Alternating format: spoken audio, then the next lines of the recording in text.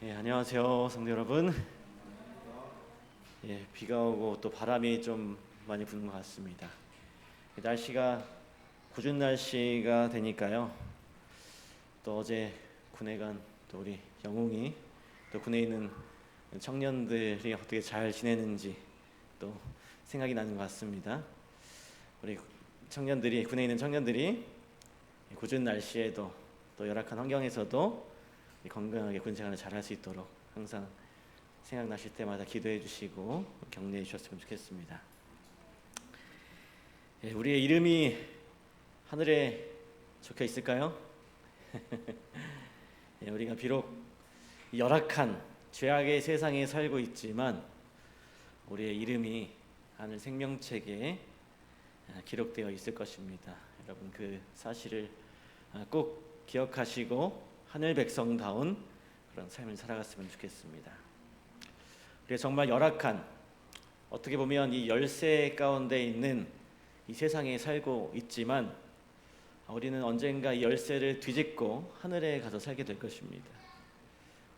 오늘 본문의 말씀 사무엘상 17장 34절로 37절에 있는 말씀 보시겠습니다. 사무엘상 17장 34절로 37절입니다. 다윗이 사울에게 말하되 주의 종이 아버지의 양을 지킬 때에 사자나 곰이 와서 양떼에서 새끼를 물어가면 내가 따라가서 그것을 치고 그 입에서 새끼를 건져내었고 그것이 일어나 나를 해하고자 하면 내가 그 수염을 잡고 그것을 쳐 죽였나이다. 주의 종이 사자와 곰도 쳤은즉 살아계시는 하나님의 군대를 모욕한 이 할례받지 않은 블레셋 사람이니까 그가 그 짐승의 하나와 같이 되리이다.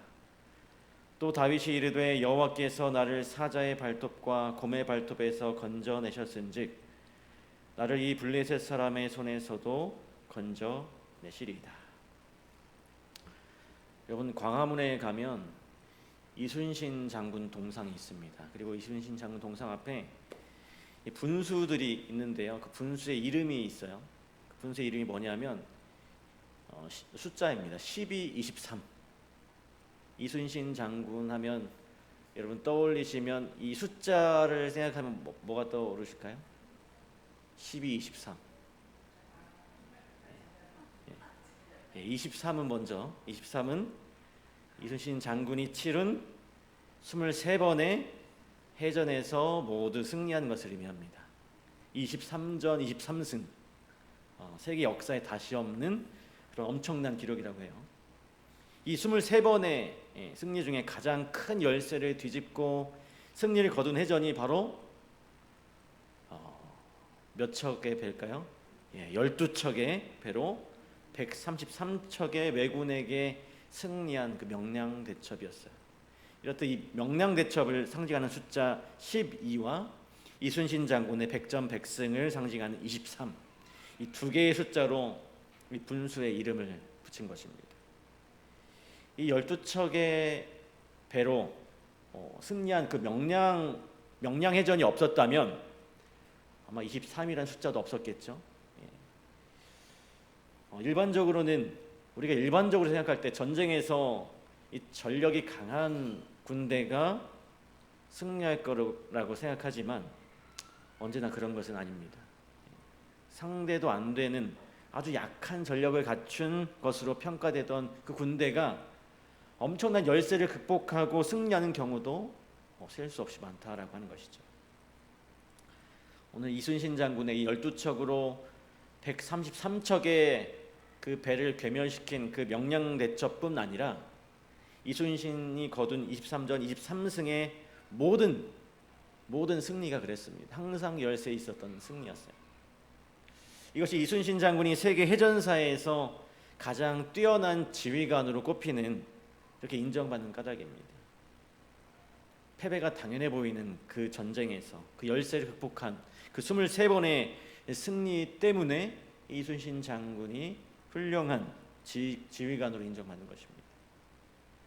오늘 우리가 살아가면서 우리가 하는 그 영적인 전쟁에서도 마찬가지죠. 사단이 얼마나 강할까요? 우리보다. 우리보다 훨씬 강합니다. 눈에 보이는 그 전력을 따져서 비교하면 우리가 죄와의 그 싸움에서 승리하는 것은 불가능해요. 그 생생한 신뢰가 우리 사무엘상 17장에 기록된 이스라엘과 블레셋 그 전쟁이었습니다. 이 3m의 거대한 그 골리앗, 이 골리앗을 선봉장으로 삼은 이 블레셋의 기세는 정말 하늘을 찌를 듯이 높았습니다. 그냥 이스라엘 군사들을 그냥 아무것도 아닌 것으로 취급하고 조롱했어요. 그래서 그 골리앗을 바라본 이스라엘 군대의 사기는 그냥 아주 땅속에 파묻혀 있었습니다. 그런데 이 전쟁은 상대도 되지 않을 것처럼 보이던 누구의 승리로 끝났습니까? 이스라엘의 승리로 끝났습니다. 그 승리를 가져온 영웅이 바로 다윗이었죠. 그 후로 이 다윗과 골리앗의 싸움은 이 상대가 되지 않는 싸움을 묘사하는 세계 공통어처럼 표현을 하죠.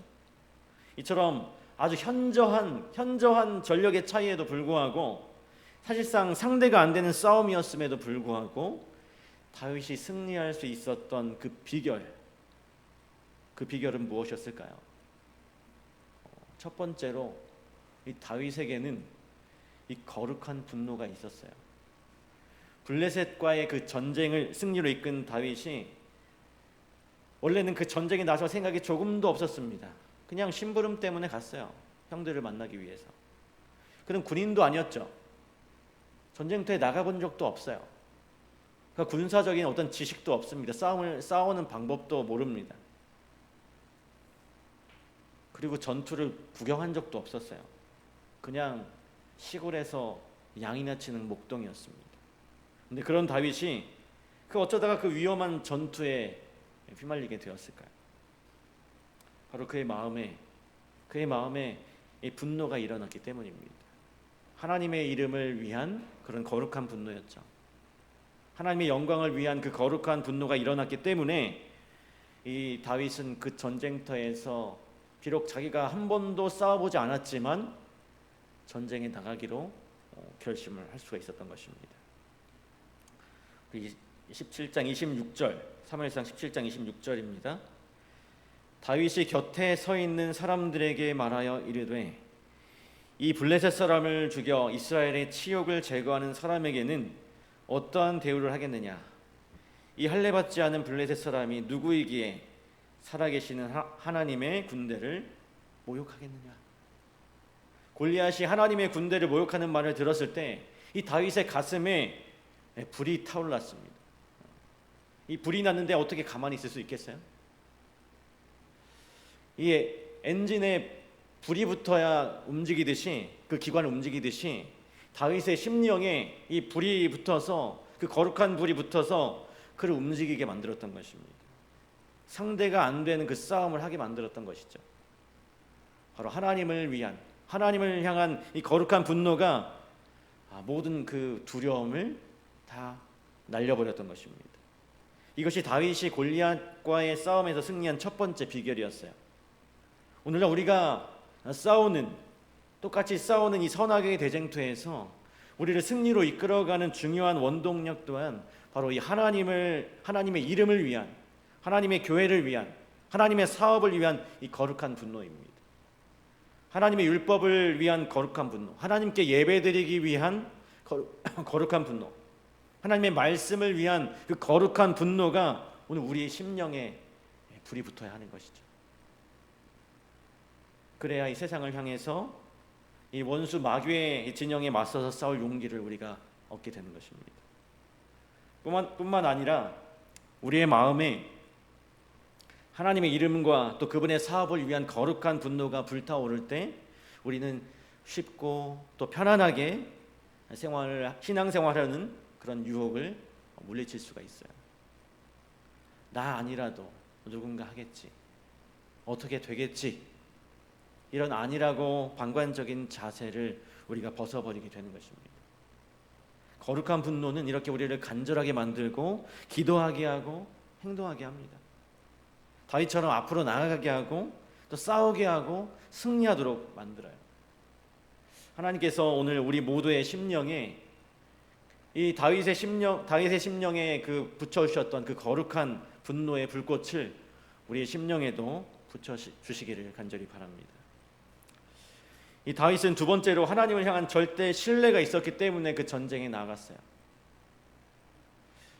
이 다윗이 이 사울 왕 앞에 나가게 되었습니다. 그런데 이 사울 왕이 그동안 이 골리앗과 싸울 사람이 없어서 너무나 실망하고 있었는데 다윗을 보고 더 실망을 하게 되었어요. 왜냐하면 이 다윗이 너무나 어렵고 승산이 없어 보이는 그런 왜소한 그 모습을 봤을 때 이 사울은 더 실망을 하게 된 것입니다. 이 다윗을 전투에 내보낼 수가 없는 것이죠. 우리 33절을 보니까요, 사울이 다윗에게 이르되 네가 가서 저 블레셋 사람과 싸우기에 능치 못하리니 너는 소년이요 그는 어려서부터 용사임이라. 다윗이 골리앗과 싸운다는 것은 누가 봐도 말도 안 되는 일이었습니다. 그런데 37절의 끝에 보니까요, 사울이 다윗에게 이르되 가라, 여호와께서 너와 함께 계시기를 원하노라. 다윗을 절대로 그 전쟁터에 내보낼 수 없다라고 했던 이 사울 왕의 마음이 이제 변했어요. 바로 34절부터 37절에 기록된 이 다윗의 간증을 듣고 나서 이 사울의 마음이 변했습니다. 다윗이 사울에게 말하되 주의 종이 아버지의 양을 지킬 때에 사자나 곰이 와서 양떼에서 새끼를 물어가면 내가 따라가서 그것을 치고 그 입에서 새끼를 건져내었고 그것이 일어나 나를 해하고자 하면 내가 그 수염을 잡고 그것을 쳐 죽였나이다. 주의 종이 사자와 곰도 쳤은즉 살아계시는 하나님의 군대를 모욕한 이 할례받지 않은 블레셋 사람이니까 그가 그 짐승의 하나와 같이 되리이다. 또 다윗이 이르되 여호와께서 나를 사자의 발톱과 곰의 발톱에서 건져내셨은즉 나를 이 블레셋 사람의 손에서도 건져내시리이다. 이 다윗이 사울 왕 앞에 나아가서 정말 용맹하게 이런 이야기를 하는 것입니다. 다윗의 용기의 근거가 여러분 무엇이었을까요? 그가 어떤 무기를 가지고 있었습니까? 그에게 어떤 뛰어난 전략이 있었을까요? 다윗에게는 아무것도 없었어요. 골리앗과 싸우겠다는 다윗의 용기의 근거는 바로 이 하나님을 향한 절대 신뢰였어요. 절대 확신이었습니다. 그 블레셋 사람의 손에서 나를 능히 건져내실 것이라고 하는 확신이었어요. 다윗은 이 베들레헴의 들판과 블레셋과의 전쟁이 벌어진 그 들판을 동일한 장소로 보고 있습니다. 자신이 양을 치던 그 베들레헴 들판에 계시는 그 하나님은 여기 이 전쟁터에도 계신다는 절대 확신이 다윗에게 있었던 것입니다. 이 사자의 발톱과 곰의 발톱에서 자기를 건지신 그 하나님께서 이 블레셋의 장수 그 골리앗의 손에서도 건져내실 것이라는 그 절대 신뢰가 있었습니다. 그래서 아무런 문제가 되지 않는다라고 하는 것입니다. 내가 그 전쟁에 나가서 어떻게 되든지 고민하고 걱정할 필요가 없다는 것이었어요. 이것이 이 다윗의 믿음이었고 승리의 비결이었습니다. 여러분 잘 아시는 내 인생 여정 끝내어라고 하는 찬양이 있죠. 우리 찬미가에도 있지만 내 인생 여정 끝내어 강 건너 언덕 이를 때 하늘문 향해 말하리. 예수 인도하셨네. 매일 발걸음마다 예수 인도하셨네. 나의 무거운 죄짐을 벗고 하는 말 예수 인도하셨네. 저 가시밭길 인생을 허덕이면서 갈 때에 시험과 환난 많으나 예수 인도하셨네. 지난날 돌보심 같이 오늘도 인도하시네. 곧 천국에서 불려질 은혜의 찬송 있으리. 우리의 지난날 돌보심 같이 오늘도 인도하시는 우리 하나님을 우리는 언제나 신뢰해야 합니다. 화이트 부인은 그의 자서전에서 이런 감동적인 고백을 남겼어요. 우리가 현 위치에 이르기까지 한 걸음 한 걸음씩 전진하며 여행한 우리의 과거 역사를 회고해 볼 때 나는 하나님을 찬양하라고 말할 수 있다. 주님께서 행하신 역사를 바라볼 때 나는 경탄과 우리의 인도자이신 그리스도께 대한 확신으로 충만해진다. 우리는 주님께서 우리를 인도해 오신 길과 우리의 과거 역사를 통하여 주신 그분의 가르침을 잊어버린 것 외에는 미래에 대하여 두려워할 것이 전혀 없다라고 했습니다. 어제 우리를 먹이시고 입히신 하나님께서 오늘도 그렇게 하실 것을 의심하지 말아야 하는 것입니다. 나의 어떤 젊은 날에 책임을 지신 하나님께서 나의 노년에도 책임져 주실 것을 믿고 두려워하지 않아야 하는 것입니다. 지난 세월 동안 우리 교회를 인도하신 하나님께서 앞으로 인도해 주실 것을 믿고 감사해야 하는 것입니다. 이것이 골리앗과의 싸움에서 승리한 다윗의 승리의 비결이었어요. 이렇게 책임지시고 인도하시고 승리하게 하시는 그 하나님을 의지하고 죄와의 싸움, 사단과의 싸움에서 승리하는 오늘 우리 모두가 되길 간절히 바랍니다. 세 번째로, 다윗은 세상에 익숙하지 않았어요. 하나님을 향한 절대 확신, 절대 신뢰를 무장하고 골리앗과 싸움에 나서는 다윗을 사울이 불러 세웠습니다. 그리고 자신의 갑옷을 입혔어요. 자신의 칼을 주고 자신의 투구를 씌워 주었어요. 완전 무장을 시켜 주었습니다. 최소한 이스라엘 군대에서 최고의 군장을 갖추었어요. 모두가 다 왕이 사용하는 것들이었으니까요. 하지만 다윗이 몇 걸음 가다 보니까 너무 불편해서 그것을 다 벗어버립니다. 칼도 내려놓아요. 그리고 이렇게 말합니다. 익숙하지 않습니다. 그리고 베들레헴에서 양을 치는 모습으로 돌아가요. 막대기와 물매에 던질 조약돌 5개를 주워가지고 싸우러 나갑니다. 그리고 그 익숙한 것, 항상 자기가 양을 치면서 사용했던 그 익숙한 것을 가지고 도저히 전투에서 통하지 않을 것처럼 보인 것들로 다윗은 승리하게 됩니다. 이 선악의 대쟁투에서 우리가 승리하기 위해서 우리는 다윗처럼 인간적인 전략과 세상적인 어떤 방법들을 다 포기해야 합니다. 그래야 하나님의 도우심, 하나님의 약속만을 의지할 수 있기 때문에 그렇습니다. 히브리서 11장에는 이 세상을 살아가는 우리는 외국인과 나그네의 삶을 살아야 한다라고 기록되어 있어요. 여러분, 외국인과 나그네는 어떤 사람들인가요? 언제나 낯설고 서툴고 불편한 사람들입니다. 말이 잘 안 통하고 음식이 입에 맞지 않고 또 바가지 쓰기 쉽고 또 차별대우 받기 쉬운 그런 사람들이 바로 외국인과 나그네죠. 오늘 우리가 이 세상에서 이 나그네와 같이 살아야 한다라고 하는 것입니다. 세상에 익숙한 사람이 되려고 애쓰지 말아야 한다라고 하는 것이죠. 세상 사람들처럼, 세상에 사는 사람들처럼 똑같이 살지 못하는 것을 우리가 안타까워해서는 안 되는 것입니다. 세상의 요령과 세상의 편법과 이 세상의 기회주의에 익숙지 못한 것을 결코 부끄러워해서는 안 된다라고 하는 것입니다. 오히려 그런 것들에 익숙하지 못한 것을 자랑으로 여겨야 하는 것이죠. 세상에 익숙하지 못하더라도 당당하게 살아갈 수 있는 그런 하나님의 자녀들이 되어야 하는 것입니다. 그것이 바로 이 땅에서 승리할 수 있는 가장 중요한 비결인 것입니다. 하나님께서는 우리 모두가 다윗처럼 승리하는 하나님의 자녀가 되기를 원하세요.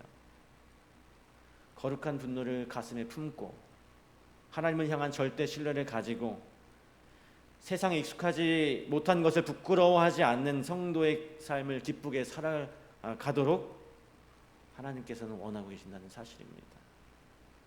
오늘 여기 계신 우리 모든 성도님들이 이러한 세 가지, 방금 말씀드린 세 가지 거룩한 분노를 가슴에 품고 하나님을 향한 절대 신뢰를 가지고 이 땅의 나그네처럼 살아가는 그런 성도의 삶을 기쁘게 받아들이고 그런 삶을 자랑으로 여기며 살아갈 수 있는 우리 직산교회 성도들이 되시길 간절히 바라면서 오늘 말씀을 마치도록 하겠습니다.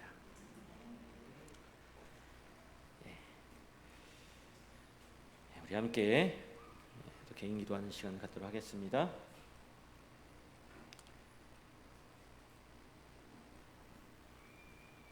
예, 오늘 우리가 세상이 동경하는 삶과 내 삶이 좀 다를지라도